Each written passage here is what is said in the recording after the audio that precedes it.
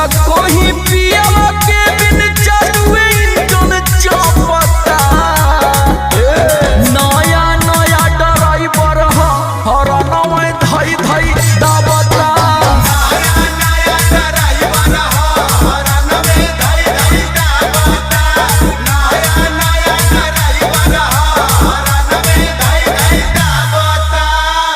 लागता कि सखी लर्निंग में वार्निंग ना कर पाई।